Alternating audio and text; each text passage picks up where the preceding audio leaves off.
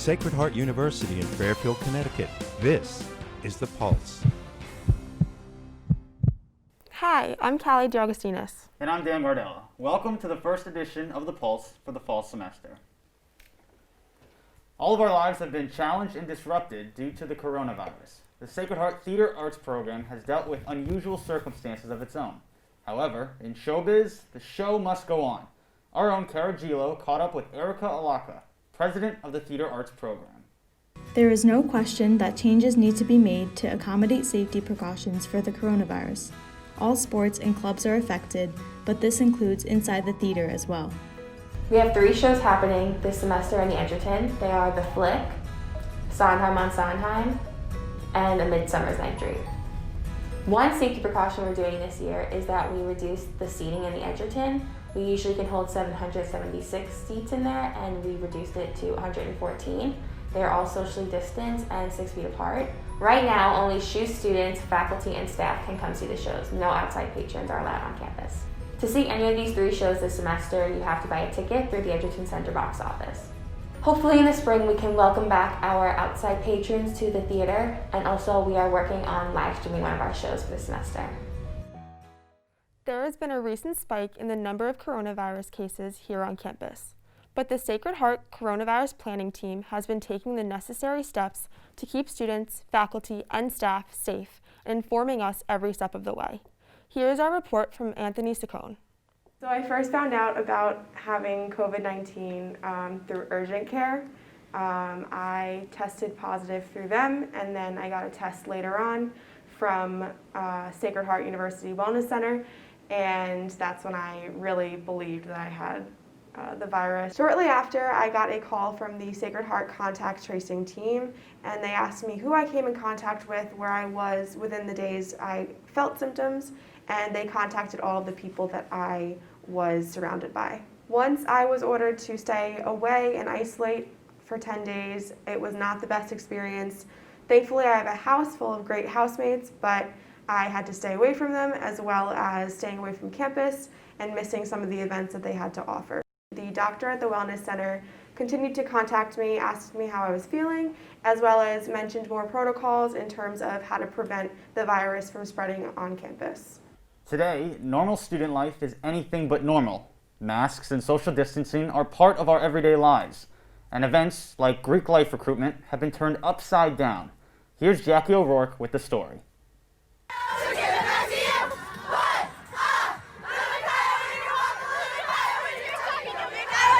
Usually recruitment would start on a Thursday and go through Sunday, but this year it's starting on Tuesday and going through Sunday. Tuesday and Wednesday is going to be like meeting the sisters and seeing the videos before they actually are like face-to-face on Zoom. It's definitely different. Penn Atlantic has also been putting on events where we can't have some face-to-face time with the girls. So it's basically like table times just in time slots. So that's really helped too. And I feel like that can really showcase an organization. It's not just the pretty pictures on Instagram. We're actually getting to talk to the women of the chapters. My organization is going to be different than somebody else's, how they're conveying themselves. So it's just finding what works for us and what shows our character. Obviously, it's going to be all virtual, so that's the main difference. But I think like if you're looking at it from like a deeper level, I just think the connections are just going to be a little off. To like have a conversation with a person like face to face, and just like the way their body like moves and interacts with them might, or like to see like their engagement might be a little more difficult to like realize on a screen. I think the hardest thing is probably going to be bid day being virtual, but you know, the Penn Atlantic community is committed to making it the best experience possible for everyone. Campus life has been altered greatly for the students due to the pandemic, but when we come back, we will see what it means for the future of college admissions.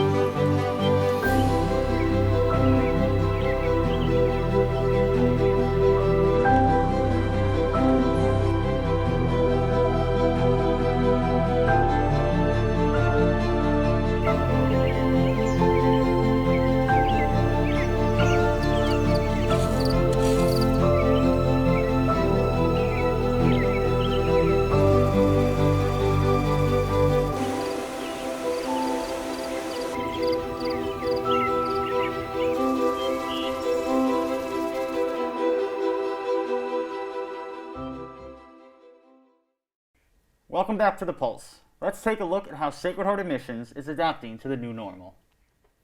As universities begin to reopen around the country after being closed for nearly 6 months due to COVID-19, college admissions must find new ways to recruit prospective students. Shannon Savinsky has the report. As students return to campus, universities across the country are learning to adapt to the new normal that we are now living in. These adjustments not only affect keeping current students on campus, but also recruiting new students for the upcoming academic year. Back in March, when the university shut down due to COVID-19, the Office of Undergraduate Admissions did not stop working. They still had to work tirelessly to admit a new class of students and find creative ways to do so. Last March, we quickly adjusted to some new strategies and introduced a more virtual recruitment strategy into our repertoire. We have a lot of videos that we're working on with marketing to make sure that we are capturing all of the spaces, especially the new spaces that we have on campus, particularly our upper quad. Over the summer, Sacred Heart also offered a variety of virtual events that prospective students could attend and will continue to do so throughout the fall semester. This allows for students to interact with SHU faculty members as well as current students. Given all the adjustments that admissions had to make, they were still able to welcome the largest freshman class in Sacred Heart history. Taking everything they learned from the spring recruitment season, admissions is finding new ways to continue to welcome families to campus in a safe way, but still give students a full experience. Given that many students will only have this one time to visit Sacred Heart, I really try to paint a picture for the students as to how the university looks pre-COVID. So kind of explaining to families, where certain events did take place before the guidelines were put in place. While it is not required for admission, Sacred Heart does want to give families the opportunity to come visit campus, but to do so in a way that is safe for everyone. Just make sure that you keep social distancing between your family and other families while you're on tour. And then also included in your bags are 2 bottles of Sacred Heart University hand sanitizer. We're taking a lot of precautions on our tours to make sure that both our prospective students, our visitors, and our campus community stays safe. So all visitors do fill out a questionnaire before they come to campus. We make sure that they're not feeling sick before they arrive. We do take their temperature upon their arrival. Everyone wears masks and maintains 6 feet of distance between each other. Making these kinds of changes during a time of such uncertainty requires a lot of teamwork and communication between admissions staff and student ambassadors. Working during a pandemic has definitely caused all of us in the office to rely a little bit more on each other. I've definitely seen a lot of growth in teamwork and kind of trusting each other to, make sure that we are all abiding by the guidelines and making sure that we are comfortable with telling the families to abide by the guidelines that the university has put in place, just for the safety of, all of the visiting families and all of our faculty and staff and students. Having an effective and successful experience for prospective students doesn't stop with the admissions office. It takes the efforts of the entire campus community to make their time with Sacred Heart a memorable one. I think the whole university came together to make sure that our students were getting everything that they needed to make a solid choice and have a lot of faith that their choice in Sacred Heart is one that was well made. For The Pulse, Shannon Savinsky, Fairfield, Connecticut. While admissions pushes methods of recruitment to the next level, one current Sacred Heart student is raising his photography to new heights. Let's take a look at the art of Tomas Keck.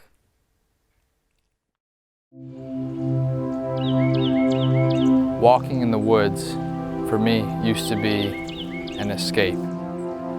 As much as I loved studying this amazing thing we call nature, even more I loved bringing that passion and putting it on the dinner plate of my viewers through my photographs and videos, allowing other people who may not have been that interested in nature before to really grasp it and really latch on to it with things that I could capture out in the field.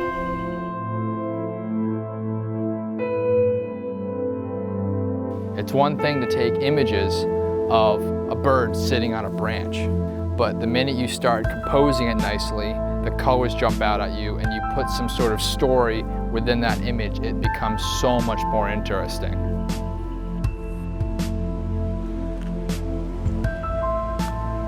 The images aren't waiting for you. You have to time yourself to be in the right place at the right time, and you have to be very, very lucky.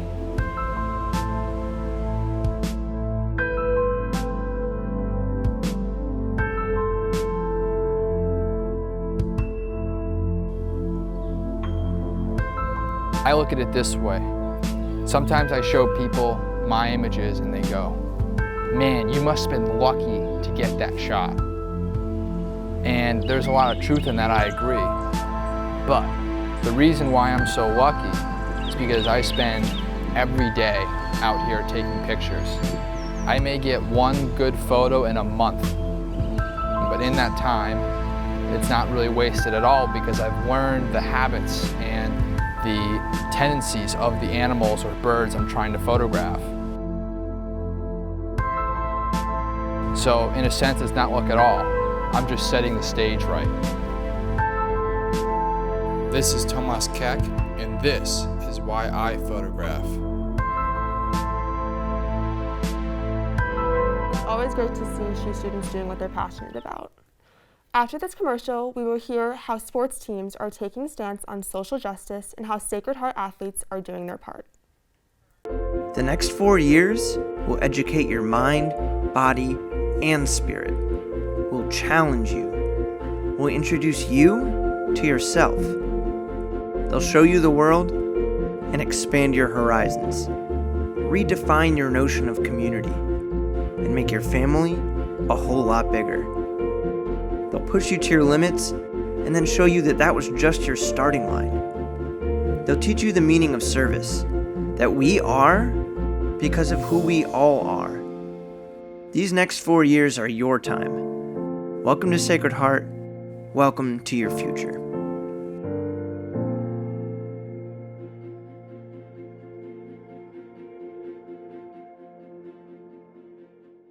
Welcome back. Let's take a look at ways in which athletes are taking a stance against injustice. Since the murder of George Floyd, rallying cries of I Can't Breathe and Black Lives Matter have been heard in demonstrations across the country. Just as professional sports began to return following a 4-month hiatus, athletes took up the mantle in protest. Here is Mackenzie Carboni and Dan Gardella with the story. Following the death of George Floyd on May 25th, social justice protests and movements began across the country, even stemming into professional sports. In the NBA, which resumed their season at the end of July, the league approved several statements to be put on the back of players' jerseys. On August 23rd, Jacob Blake was shot in the back by police in Kenosha, Wisconsin, leaving him paralyzed. The shooting of Blake led to a boycott by the NBA, started by the Milwaukee Bucks. We have never seen anything like this before, as the Bucks, they never came out of the locker room for their playoff game against the Magic, boycotting Game 5 of their playoff series against Orlando. That is the breaking news here on SportsCenter. It was an eerie scene in the bubble. Tip-off of Game 5, scheduled for 4 p.m. Eastern, but the Bucks players and staff just never came out on the court for warm-ups, never came out. It quickly became evident to everybody, including the Magic players and staff who were waiting for them, that they were not going to show up at all, boycotting this game as they protest the police shooting of Jacob Blake. In the WNBA, players from the Washington Mystics wore white t-shirts spelling out Jacob Blake's name while having 7 bullet holes in the back to represent the amount of shots fired at Blake by police. Major League Baseball, as well as other leagues, soon followed by boycotting several games across their schedules. The Mets and the Marlins ran on the field as scheduled, but instead of playing, they held a 42-second moment of silence on the eve of Jackie Robinson Day. Then both teams walked off the field as the game was called, but not before leaving one memorable statement, draping a Black Lives Matter t-shirt across home plate. I think this is the appropriate form of action that we're doing right now, and I couldn't be prouder of our group of guys to come up with this solution. And regarding thoughts and the stuff that we went over this morning, we met as a group and went over to Vegas, and we met as as a group there and thought this was going to be the best form of action to take. In the Sacred Heart community, coaches and athletes are speaking out about social injustice.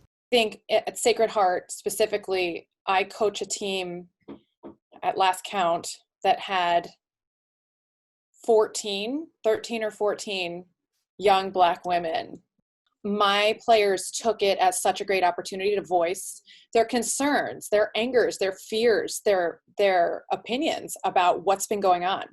And so I think it's been a really positive impact on our program, and it's something that we will continue to have throughout the season. For Sacred Heart University's star running back, Julius Chestnut, a second-team All-American, he is using his platform to the fullest. Once the George Floyd incident, or homicide exactly, it made more people on those larger platforms speak out and let people know the importance of the Black Lives Matter movement. It sheds light on like people like me, who looks like me every day, of living a life. The incident of Jacob Blake just like it made me a little angry at the time, just to witness another person getting shot and by police officers, just too much to take in. Coaches across Sacred Heart are stepping up to have conversations with their athletes regarding social justice. You know, the NCAA approved athletes wearing social justice statements. You're going to see those in our warm-ups and in our masks and in our team photos. I think it's something the team is excited about and really able to share with everybody, you know, outside of specifically basketball, how they can be a change, a positive change for the good. I'm the head football coach here at Sacred Heart University, and I'm behind my student athletes 100%. And if they want me to do something or say something or support them in any way possible, I'm there for them. And it goes, I think the more it's coming to light now is with the social media stuff. The more that you can post on social media and the more that you're seeing actually what's going on, where in the years past, I mean, growing up, I didn't have a cell phone and none of this stuff was, talked about or shown on clips. There was no Twitter, there was no Instagram, there was nothing like that. So you didn't know about it. You could hear about it, but you wouldn't see it. Nowadays, you're seeing it. You're seeing videos, you're hearing about it. The movements hope to impact their respective communities and that change will be made for social justice. From Fairfield, Connecticut, this is Mackenzie Carboni and Dan Gardella, reporting for The Pulse. It's great to see athletes using their platform to raise social awareness. Next up, we'll see what's the inside scoop on what's new at SHU.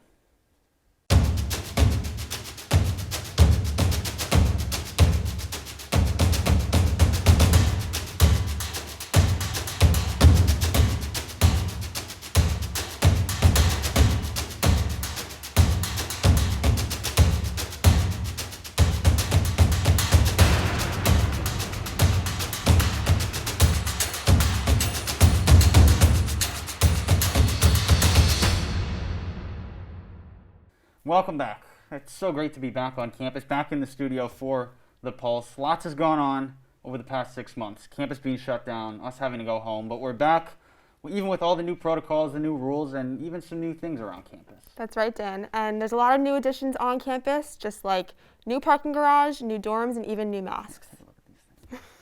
On September 9th, SHU unveiled its brand new Multicultural Center as a part of the Office of Mission Integration, Ministry, and Multicultural Affairs. Here to talk about the mission of the center is Director Robert Johnson with our very own Asia McCrae. Welcome to The Pulse, Robert. Thank you for coming in today. So I just have a few questions for you. Can you please tell me about the process that went through building the Multicultural Center here at SHU? Yeah, so if you check out obviously the inside, you see the wallpaper and the designs and whatnot. Mary Trichetta, a part of the art and design program, she designed, the landscape of what the Multicultural Center looks like. I'm super excited, obviously, to begin this new initiative. I've been in meetings every day, all day for 2 weeks straight. So yeah, I'm super excited. So. Thank you. So what does the center opening up mean for the SHU community and the school as a whole? It gives our underrepresented students, a safe haven, a safe space to congregate. Obviously, hopefully when things with COVID calms down a little bit, right?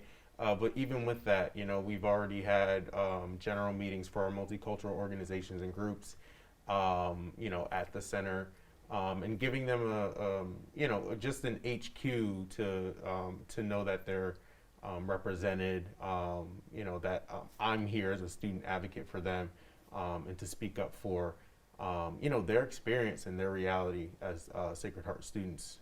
But obviously they're underrepresented, so they need that person to, speak up for them, and I'm glad to be that person. Got it. So, what does this mean to you as an alumnus from Sacred Heart University to bring back such an important center for the student body? This is huge for me. I helped charter the first predominantly African American fraternity here at Sacred Heart. We're no longer here, unfortunately. But there's always been this sense of trying to create a more inclusive experience for our students here. I lived that experience, and now to be in this position to be a foundation for other students to maybe create something for themselves, that's super fulfilling for me personally. And it's very rewarding to know that, I don't know, 2 years down the line, once we establish a culture in the center, that students will remember me, I guess, as that person that helped them do that. Yeah. And again, giving them that platform and that space to do it is, it's more than I personally could ask for, but I can't wait to get started, and I can't wait to see the support and help from the rest of the community. So. Okay. Thank you. Well, thank you for joining us today. We enjoyed talking to you, and we look forward to seeing the new things that you bring to the Sacred Heart community. I can't wait. Thanks, Thank Robert. The Multicultural Center will be a really great addition to our campus. That's all for this show. I'm Dan Gardella. And I'm Callie DeAugustinas. Thanks for joining us, and we'll see you next time on The Pulse.